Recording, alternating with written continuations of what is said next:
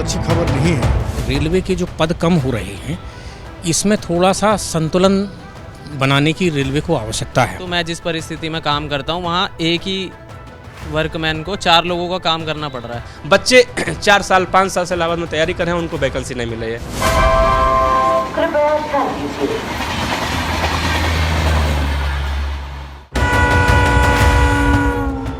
बेरोजगारों की एक और फौज हो जाएगी तैयार। जी हां, देश में सबसे ज्यादा रोजगार मुहैया कराने वाला रेलवे फिर हजारों पद खत्म करने की ओर बढ़ रहा है और अब इसे लेकर नौजवानों में आक्रोश बढ़ रहा है। अधिकारियों के पास अपने तर्क हैं, लेकिन नौकरी ढूंढने वालों के लिए तर्क काफी नहीं।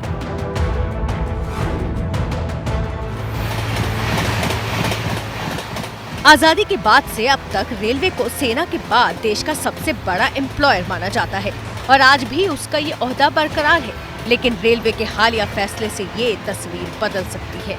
वजह है कि रेलवे लगातार अपने पदों को खत्म करने की प्रक्रिया से गुजर रहा है। वैसे तो रेलवे में गैर जरूरी पदों को खत्म किए जाने का सिलसिला दशकों पहले से शुरू हो गया था, लेकिन अब इसमें तेजी आ गई है। रेलवे ने पिछले 8 सालों में 72,000 पदों को खत्म कर दिया है। ताज़ा आदेश के अनुसार रेलवे ने और करीब 30,000 पदों को समाप्त करने का निर्देश दिया है। मैन पावर का रैशनलाइजेशन ये लंबी सतत चलने वाली प्रक्रिया है। भारतीय रेल में इस वक्त कुल 14.8 लाख पद हैं स्वीकृत पद, जिसमें से 9.6 लाख पद सेफ्टी कैटेगरी के हैं और 5.2 लाख पद नॉन सेफ्टी कैटेगरी के हैं। 5.2 लाख पदों में कई पद ऐसे हैं जो प्री इंडिपेंडेंस एरा से हम लोग लेके आ रहे हैं, न तो ये रिसेंटली कभी भरे गए हैं और न ही आगे कभी भरे जाएंगे। इसमें से फॉर एग्ज़ाम्पल के लिए मैं आपको देता हूँ कि जैसे मसालची है, पहले सारा काम रेलवे खुद करती थी, लेकिन अब मसालची सालों से नहीं भरे जा रहे हैं, आगे भी ऐसी कोई उम्मीद नहीं है। फेरो प्रिंटर है, टेक्नोलॉजी अपग्रेडेशन के कारण अब सारा हमारे जो नक्शे वगैरह हैं ये कैड से निकलते हैं, तो फेरो प्रिंटर की पोस्ट भी पहले से नहीं भरी जा रही है और न ही आगे भरी जाएगी। ऐसे ही बियरर है, ऐसे ही मस्क्यूटो मैन है। ये प्री इंडिपेंडेंस एरा की हेरिटेज है जो कि हम लोग इसको जारी नहीं रखना चाह रहे हैं। मौजूदा सरकार के पिछले 8 सालों में ही रेलवे ने अपने 72,000 पदों को सरेंडर कर दिया है। 20 मई 2022 के अपने ताज़ा आदेश में रेलवे ने और करीब 30,000 पदों को खत्म करने का आदेश जारी किया है। इस पत्र में सभी जोन के महाप्रबंधकों से कहा गया है कि वो अपने अपने जोन के नॉन सेफ्टी के खाली पदों को 50% तक कम करें। नॉन सेफ्टी के खाली पड़े पदों की संख्या करीब 60,000 है। ऐसे में इन पदों का आधा यानी कुल 30,000 पदों को कम किए जाने की बात मानी जा सकती है। और अब इस फैसले से युवाओं में बेचैनी आ रही है। नौकरी को लेकर नौजवान डर रहे हैं। गोरखपुर के रहने वाले अवनीश मिश्रा इन दिनों प्रयागराज में रहकर रेलवे की तैयारी कर रहे हैं, लेकिन जिससे नौकरी की आशा है अब वही नौकरी की आस मिटा रहा हो तो इनका विरोध करना जाहिर है। जो रेलवे काफ़ी संख्या में बच्चों को वैकेंसी देता था, हर एक साल उसकी वैकेंसी आती थी, बच्चे सेलेक्ट होते थे।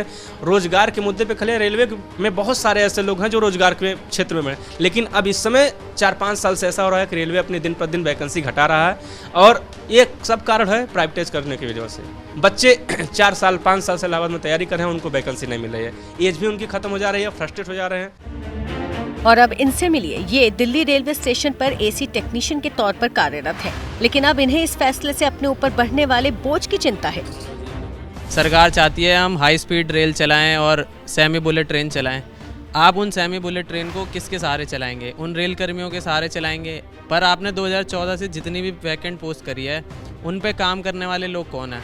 मेरे जैसे युवा हैं जो पहले आए हुए हैं या जो पहले के लोग हैं। आप उन्हें अगर वैकेंट कर देंगे तो मेरे ऊपर कितना वर्कलोड बढ़ता जाएगा। जबकि जानकार मानते हैं कि सरकार पर दबाव है कि जो पद काम के नहीं उन्हें खत्म किया जाए। कॉमन आदमी के पॉइंट से जो ये क्वेश्चन रेज हो रहा है वो बिल्कुल ठीक है, बट इसको डिफरेंट पर्सपेक्टिव में इसको देखना पड़ेगा।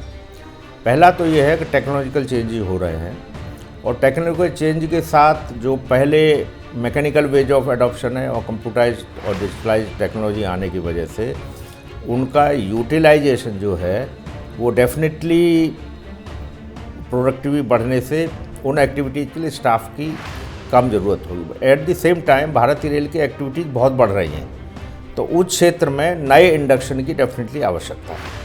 ये नई गवर्नमेंट आने के बाद एक नवी मोदी जी के राज में एक जो सिस्टम में जो रिडंडेंसी थी उस पर उनका बहुत प्रेशर है और आवश्यकता भी है कि रिडंडेंसी को निकाल के जो असेट अवेलेबल है उनको मैक्सिमम यूटिलाइज किया जाए। लेकिन रेलवे के तर्क के बीच सबसे बड़ा सवाल ये है कि सिर्फ एसेंशियल यानी जरूरी पदों में ही भर्ती होगी तो वो लोग कहाँ जाएंगे जिन्हें नीचे के पदों पर नौकरी मिलने की आस थी और जो इसके लिए अप्लाई भी कर चुके हैं।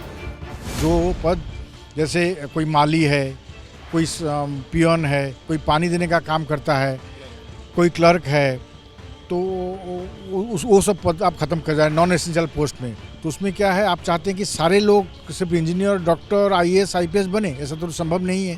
जो तर्क रेलवे दे रहा है कि ये सारी पोस्टें हमारे काम की नहीं रह गई हैं और इनको ख़त्म करेंगे तो वो जो पैसा बचेगा वो नई पोस्टों के लिए लगाएंगे, ये जो तर्क हैं ये कितने वैलिड हैं?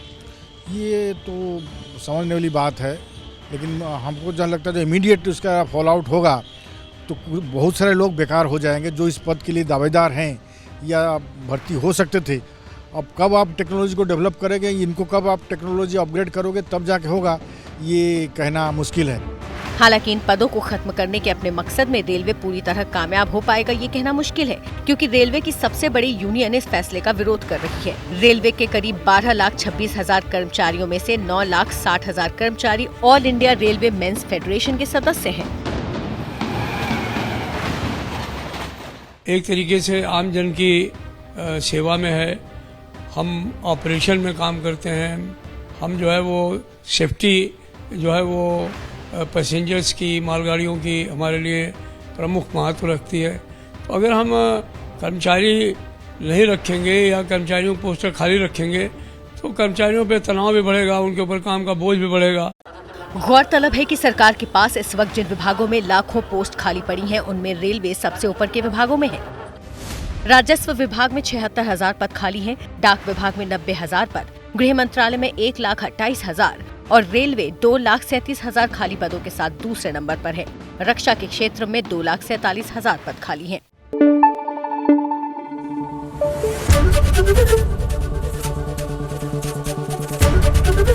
ABP न्यूज़ आपको रखे आगे।